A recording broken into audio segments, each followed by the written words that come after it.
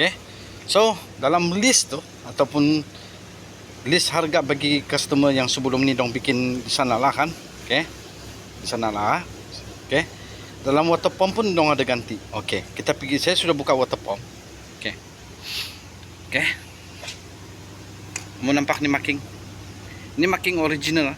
Kalau kau beli di kedai, walaupun ada jual di BTKK, memang ada jual, tapi memang tidak marking dia. Okay. Kalau kita tengok condition dia, macam mana? Saya tidak berani cakap lebih. Dalam list memang ada tulis lah. Okay. Kalau cepat tagar, memang cepat tagar lah. Okay. Tapi kita boleh tengok marking sajalah. Sebab kalau marking original, kamu nampak kan?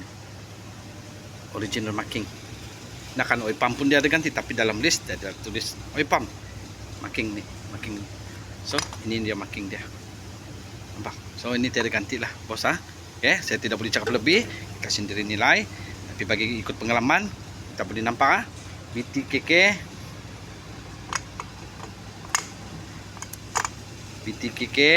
betul. Kau tengok marking original,